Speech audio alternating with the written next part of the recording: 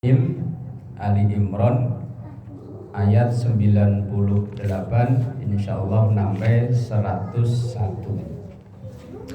Qul, sampaikan, bacakan, ya ahlal kitabi, wahai ahlul kitab. Orang kafir itu kan ada dua kelompok, ada ahlul kitab dan musyrikin. Di surat yang jarang kita baca kalau sholat itu, lam yakunil ladzina kafaru min ahlil kitabi wal musyrikin. Ini kan jarang kita baca ya, kepanjangan. Iya kepanjangan, biar cuma 8 ayat tapi dowo. Orang kafir itu min ahlil kitab. Pertama golongannya namanya ahlul kitab. Ahlul kitab itu orang Yahudi, orang Nasrani. Wal musyrikin, musyrikin itu selain Yahudi Nasrani, ya Hindu, Buddha, Konghucu, macam-macam. Lah ini yang diperintahkan oleh Allah pada Rasulullah untuk menyampaikan kepada ahlul kitab. Ahlul kitab itu dulu di Madinah yang tinggal bersama-sama dengan Rasulullah, yang mereka menganut Yahudi dan Nasrani. Qul ya ahlal kitab, sampaikan wahai Muhammad, orang-orang ahlul kitab. Lima takfuruna, kenapa kalian mengingkari, kenapa kalian kufur bi ayatillah, dengan ayat-ayat Allah, tanda-tanda kekuasaan Allah. Yang dimaksud tanda-tanda kekuasaan Allah di sini adalah Nabi Muhammad. Karena ceritanya itu kan begini. Mereka itu orang Yahudi Nasrani sangat menunggu-nunggu akan datangnya utusan akhir zaman, Nabi yang terakhir. Karena dalam kitab suci mereka itu sudah dijelaskan bahwa nanti akan ada nabi akhir zaman yang ciri-cirinya terlahir udah dalam keadaan yatim, kemudian umur sekian tahun ditinggal oleh ibunya, hidup diasuh berpindah-pindah di keluarganya. Dan juga ada tanda khusus. Kalau orang Jawa bilang itu bangkean. Di sini loh, apa namanya? Iya, ada tanda lahir, tempatnya di sini loh. Apa namanya? Kalau orang Jawa kan bangkean namanya. Kalau orang Sunda naon baji? Sini belas mas di sini loh. Ini loh. Cangkeng, Mbak. Cangkeng. Adnan, cangkeng. Pinggang gitu. Ya sebelah sini nih. Pinggul. Apa namanya nih? Pinggul kan agak ke bawah. Kalau punggung kan pas di tengah. Ini pas di pinggir sini loh. Kalau orang Jawa namanya bangkean. Tahu orang Sunda mah naon itu? Ini. Ada tanda kalau kayak kita tanda lahir. Kalau apa ya tanda lahir lah, tapi tempatnya di sini nih. Nah, mereka sangat menunggu-nunggu kapan ini datang nih Nabi akhir zaman. Tapi begitu Nabi akhir zaman itu datang, lahir, ternyata bukan dari bangsa Yahudi, bukan dari bangsa Nasrani, malah dari orang suku Quraisy, dari bangsa Arab. Maka mereka kecewa.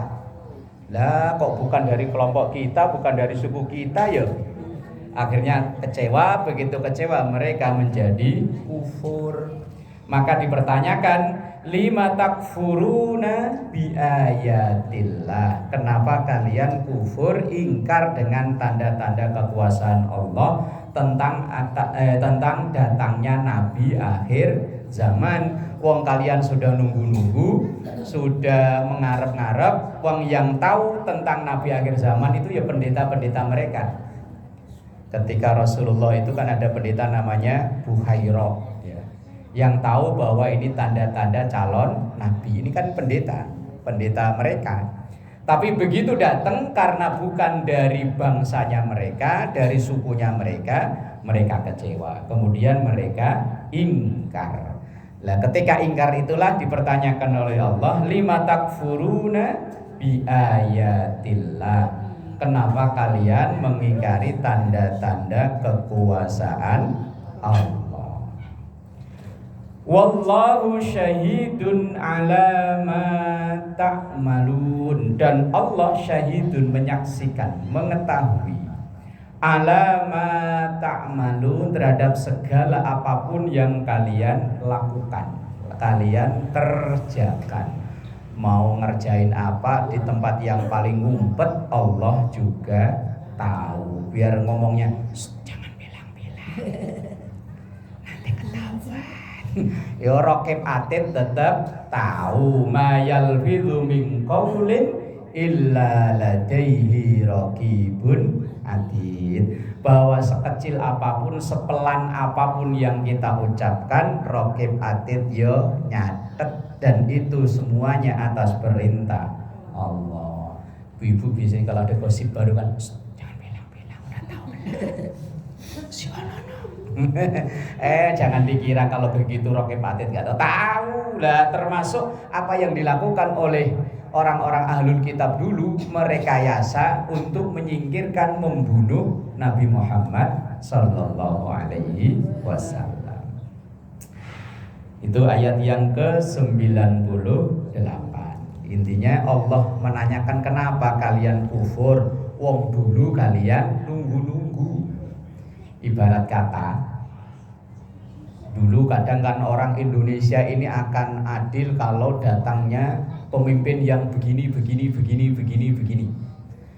Begitu terpilih bukan dari yang kita pilih. Wah, akhirnya kita kan kecewa. Wah, itu bukan pilihan saya. Akhirnya semua yang dilakukan salah. Itu kan hampir mirip kayak begitu. Qul ya ahlal kitab lima tasudduna an sabilillahi man amana tabghunaha iwaja wa antum syuhada. Qul, sampaikan wahai Muhammad, ya ahlal kitab, orang-orang ahlul kitab. Kalau disebut ahlul kitab itu berarti mereka orang yang menganut Yahudi dan Nasrani. Lima tasudduna, kenapa kalian menghalang-halangi ansabilillah, dari orang-orang yang akan menuju ke jalannya Allah. Mereka melakukan berbagai macam cara, mengintimidasi, menyiksa, bahkan membunuh. Sampai sahabat Bilal ya ditelanjangi, diikat, ditindih pakai batu besar, diseret di padang pasir. Dihalang-halangi supaya enggak masuk Islam. Ada sahabat Ammar bin Yasir namanya, diikat, kayak disalib gitu, ditaruh di tengah lapangan, ditungguin sampai sematinya. Ya Allah. Lima tasudduna an sabilillah, kenapa kalian menghalang-halangi kalau ada orang yang mau masuk ke agama Allah?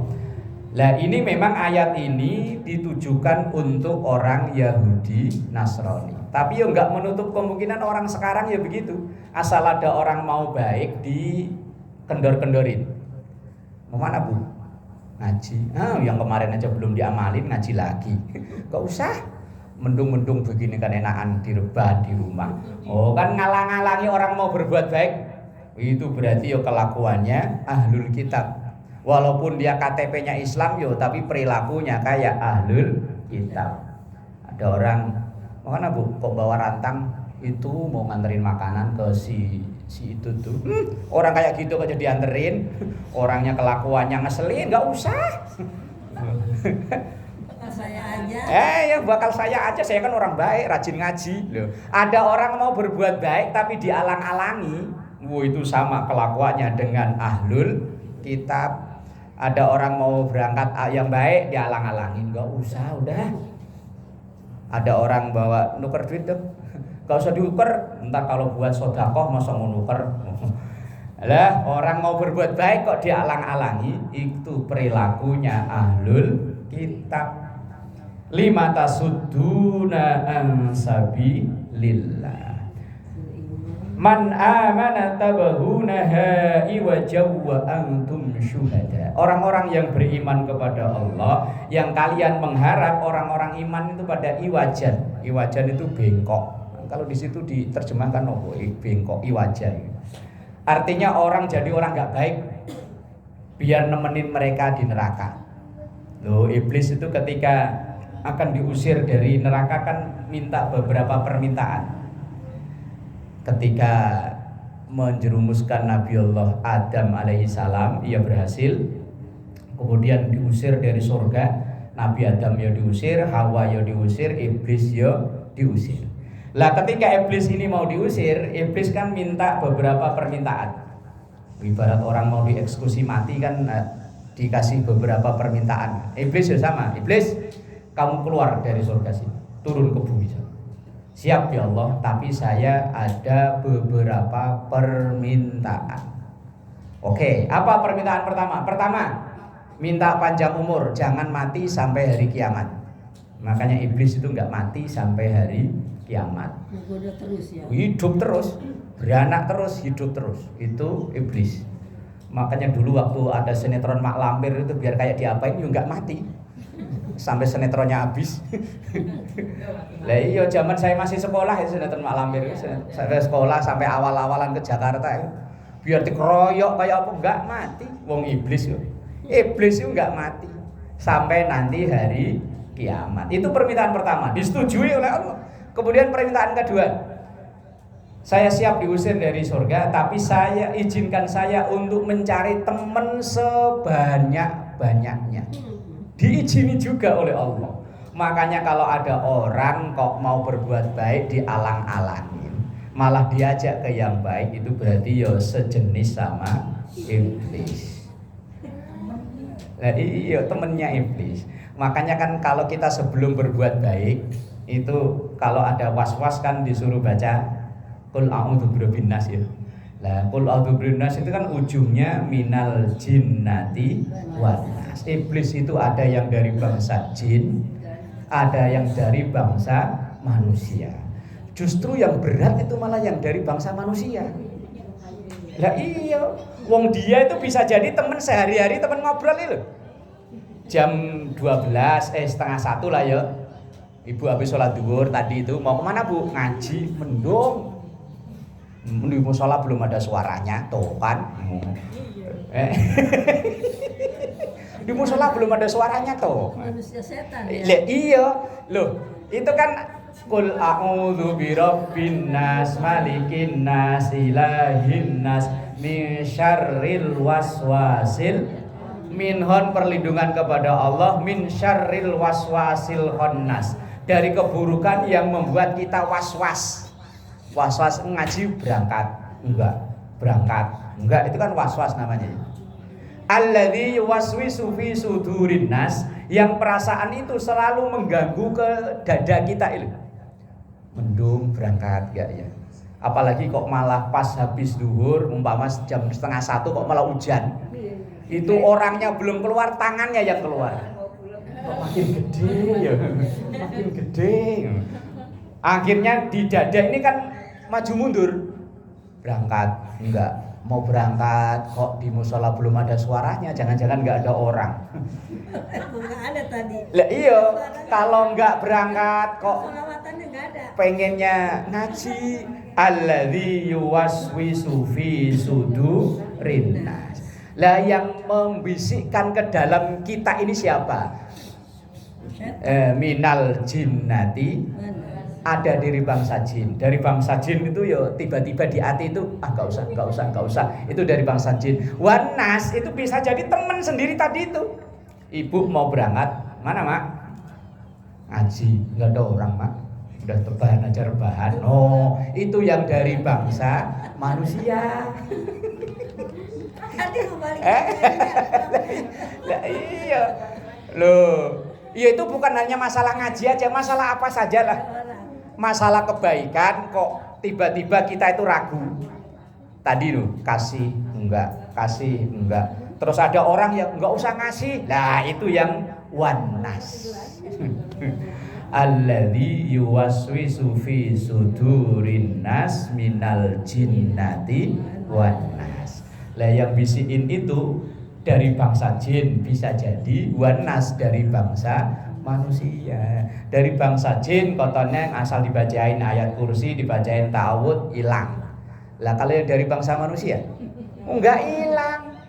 Wong kalau perlu ibu bacain Allahu la ilaha illa wal hayyul qayyum malah pinteran dia kok. Salah itu mat wajib itu bacaannya enggak begitu. Oh lah orang yang kok ada yang mau berbuat baik kok dihalang-halangi, itu sama aja dengan kelakuannya ahlul kitab. Lah ahlul kitab ya sama kayak kelakuannya iblis tadi.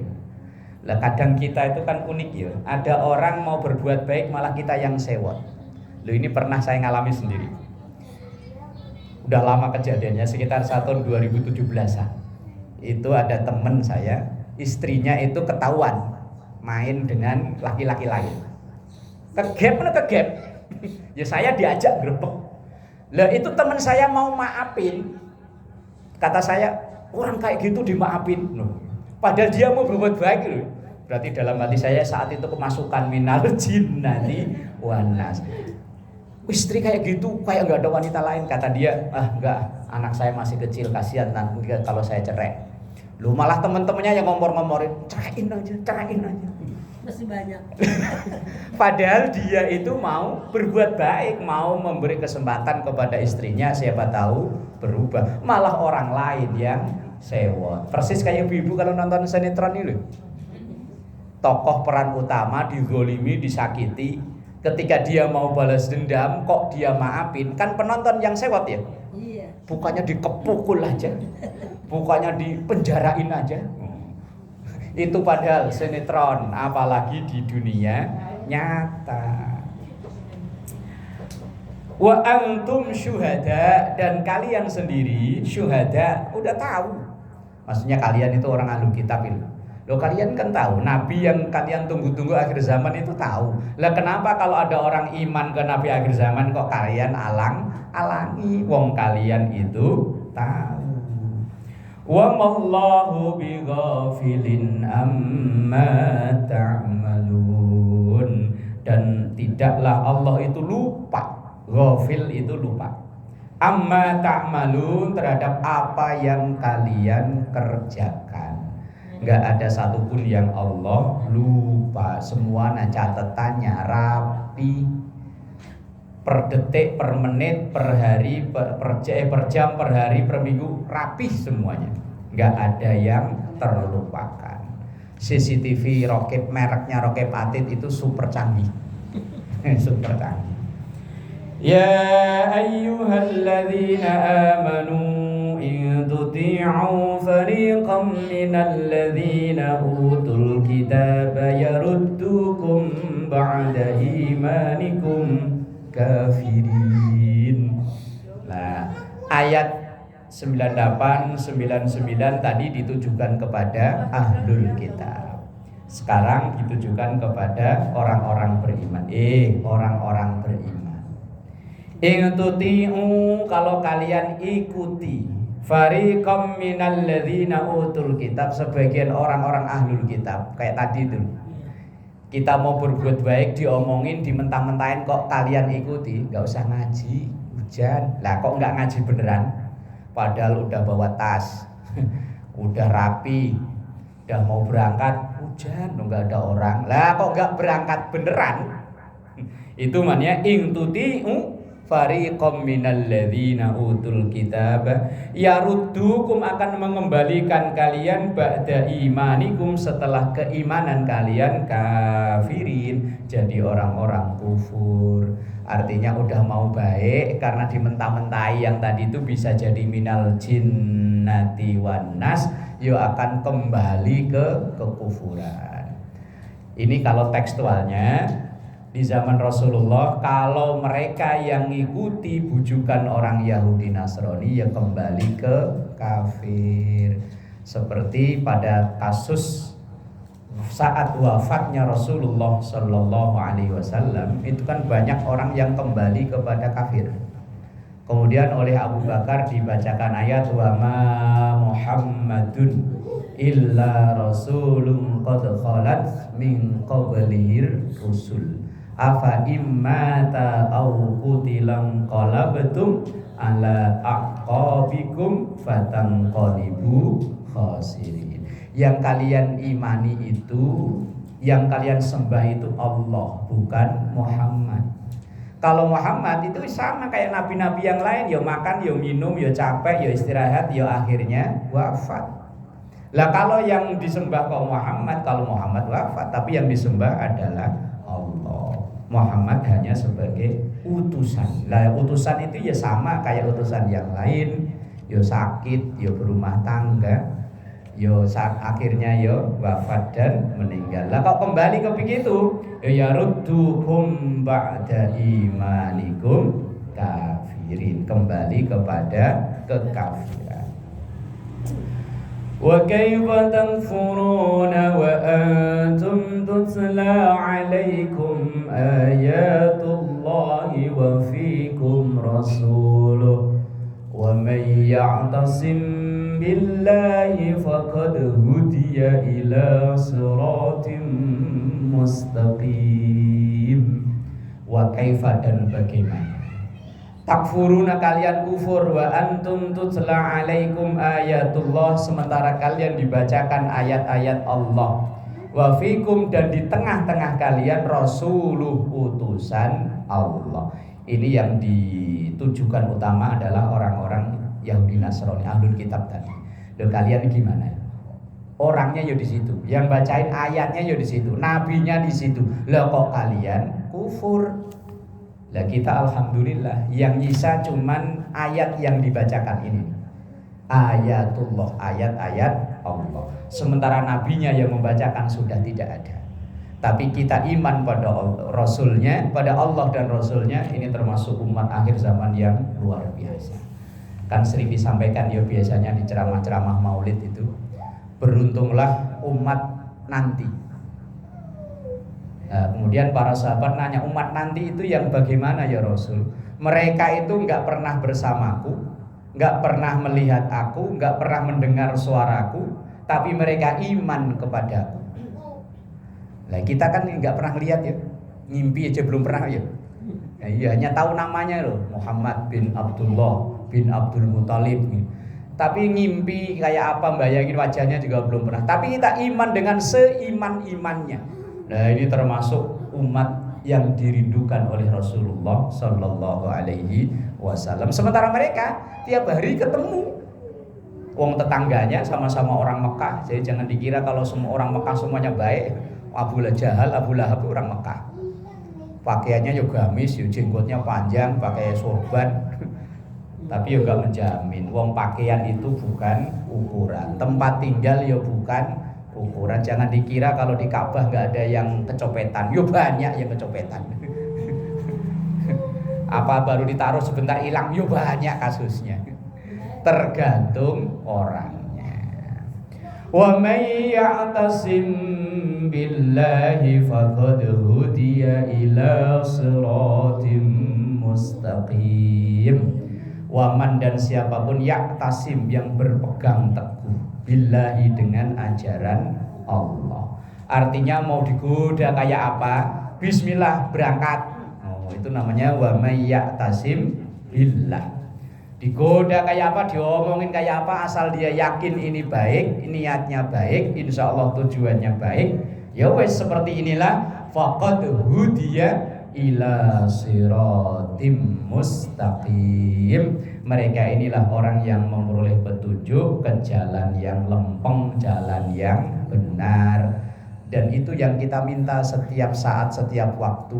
Sehari semalam itu lebih dari 50 kali loh kita doa itu ya, ihdinas siratal. Yang wajib aja 17, yang wajib, belum qobliyah ba'diyah. Qobliyah ba'diyah umpama diambil 2 diambil 10 rakaat aja udah 27 ya. Ya terus belum nanti yang duha, tahajud. Umpamanya duha ngambil 4, tahajud ngambil 4, udah 8. 27 sama 8 35. Belum kalau ngaji begini. awal dibuka Al-Fatihah, tutup Al-Fatihah. Belum lagi kalau tahlilan. Apalagi tahlilan di daerah saya sono. Satu arwah itu satu Fatihah. Nah, kalau yang dikirimi arwahnya 30, arwah Fatihahnya 30. Pokoknya tahlilan itu kalau habis isak mulai paling cepat jam 10 baru kelar. Ila hadrati ruhi Parijan bin Parjo Al-Fatihah. Ya ada sisi bagusnya sih. Lah ya kan bagusnya kita doa terus baca Fatihah terus, cuman nggak bagusnya nanti beseknya nggak kemakan nyampe rumah. Lah udah malam nyampe rumah udah males makan. Lah orang yang teguh tadi itu loh, pokoknya kalau bahasa orang Jawa dulu rawe-rawe rantas, malang-malang putung. Pokoknya apapun yang terjadi, pokoknya niat saya baik, jalan. Kalau peribahasa kita sekarang ya, bukan sekarang ya, anak sekolah dulu, anjing menggonggong, ngaji tetap jalan. Oh gitu loh ya. Wes.